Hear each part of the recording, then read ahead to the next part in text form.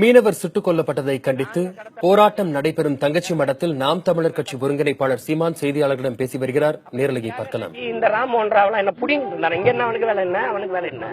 இங்க அவன் செஞ்ச தொழில் என்ன? அவன் ஆத்து மடலாம் அள்ளி வச்சு பல ஆயிரம் கோடி கொண்டு போவான். அது வந்து திருட்டு இல்ல, அவன் கடத்தல்காரன் இல்ல.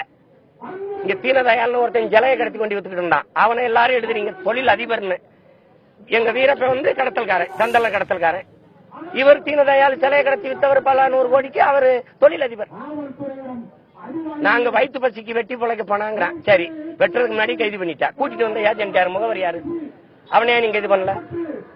அவனை கூட்டிட்டு வர வெட்டுறது கூட்டிட்டு வந்த முதலாளி யாரு? அவன் ஓ மாநிலத்துல தானே இருக்கான். அவனே அது வர நீங்க இது பண்ணல. அப்ப கேட்கறதுக்கு நாதி இல்ல. அதனால வரேன் பரவலாம் அடிக்கிறான்.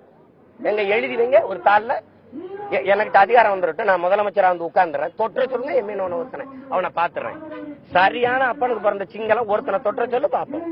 அவனுக்கு தெரியும். அப்ப ஆள் தெரியுது அவனுக்கு. ஆட்டங்காட்டிக்கிட்டு இருக்கான். அதே கடலுக்கு அங்கிட்டு எங்க அண்ணன் ஆயுதத்தோட நிக்கும் போது தொட்டா நான் ஒரு மீனவனை சிங்கள தொலைச்சிருவாருன்னு தெரியும் அவனுக்கு. இங்க ஆள் இல்லைன்னா அவன் ஆட்டம் காட்டிட்டு விரட்டி வந்து சுடுறது. எங்களை பார்த்தா அவனுக்கு ஒரு இலக்காரமா தெரியுது. ஒரு காலம் வரும், இங்க ஆத்தால சிந்திர கண்ணீருக்கெல்லாம் சிங்களம் பதில் சொல்ற காலம் வரும். ஒரு நாள் பஞ்சாயத்தை எங்க கிட்ட வந்து இந்த நாடுகள்லாம் பேசுற காலத்தை உருவாக்குவோம். அது நடக்குதா இல்லையான்னு மட்டும் பாருங்க நீங்க.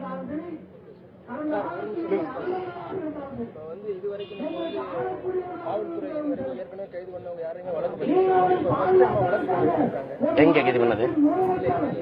சிங்கள ராணுவத்தின் மேல இலங்கை கடற்படை மேல நம்ம காவல்துறை இப்ப வழக்கு பதிவு செய்யறதா சொல்லியிருக்காங்க. இதெல்லாம் வந்து ஒரு சும்மா கண்துடைப்பு தான். நீங்க எங்களை அவங்க சிறைப்படுத்துறது போல இங்க இல்ல. நான் இதுக்கு முன்னாடி கைது பண்ணவங்க எல்லாம் பத்திரமா கொண்டு வச்சு நட்சத்திர விடுதல் தங்க வச்சு பழுதான படகெல்லாம் சீர்திருத்தம் பண்ணி கை செலவு காசு கொடுத்து அப்படிலாம் அனுப்பி விட்டாதான் இருக்குது. இப்ப ஒப்புக்கு வச்சுட்டு ஒரு வாரம் வச்சுட்டு அனுப்புவாங்க. ஏன்னா நெருக்கடி இருக்குது. இப்ப பெரிய அளவுக்கு அரசியல் அழுத்தத்தை கொடுக்கிறோம். மக்கள் பெருநெழுச்சியா போராடி கொண்டிருக்காங்க. அப்ப இந்த நேரமும் சிங்களனும் மீனவனை பிடிச்சு விட்டுக்கிட்டு இருக்க முடியாதுல்ல. அதுக்காக ஒரு வழக்கு. எங்களை மாதிரியா பல ஆண்டுகள் 6 மாசம் 1 வருஷம் உள்ள கிடக்குறோம். சரி, நீங்களே பாருங்க. ராஜபக்சே இங்க வரும்போது நல்லெண்ண அடிப்படையில் 6 பேர் விடுதலை. அப்ப எந்த அடிப்படையில் எந்த என்ன அடிப்படையில் கைது பண்ணி மீனவனை சொல்லுங்க. இப்ப இருக்கிற அதிபர் வருவாரு, சிறிசேனா வருவாரு. அவர் வரும்போது இந்தியாவுக்குள்ள வரும்போது ஒரு நல்ல அடிப்படையில் ஒரு 10 மீனவர் விடுதலை. அப்ப எந்த என்ன அடிப்படையில் எங்க மீனவரை கைது பண்ணீங்க? அப்ப நீங்க தொடுத்த வழக்கு என்னாச்சு? நீதிமன்ற தீர்ப்பு என்னாச்சு? நீங்க நினைச்சா விடுதலை செய்யலாம். அப்ப நினைச்சா எல்லாரும் விடுதலை செய்ய வேண்டியதானே?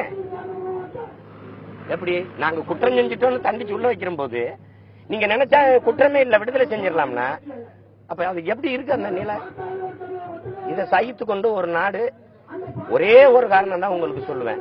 சாகிறது, அடிபடுறது, மிதிபடுறது, வதப்படுறது தமிழன்ங்கிறதுனால இந்த அரசு சகித்துக் கொள்ளுது. இந்த இந்திய பெருநாடு எல்லை தாண்டி நான் கேட்கிற கேள்விக்கு எல்லை தாண்டி கேரள மீனவன் வர்றானா இல்லையா? அதுல ஏன் ஒரு மீனவன் கூட கைது செய்யப்படுறது இல்ல? ஏன் அவன் படகு பறிமுதல் செய்யப்படுறது இல்ல? ஏன் அவன் சுட்டு வீழ்த்தப்படுறது இல்ல? அப்ப எல்லை தாண்டி வர்றவன் மீனவங்கிறது உனக்கு பிரச்சனை இல்ல, தமிழங்கிறதான் பிரச்சனை. அதுதான் எனக்கும் பிரச்சனை. அது இனி வந்து இது இப்படி சைத்து பொறுத்து போறது இல்ல.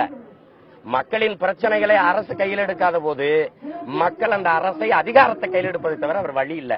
ஒரு நாள் அது எங்க கைக்கு வரும். அன்னைக்கு இதுக்கெல்லாம் ஒரு தீர்வு வரும்.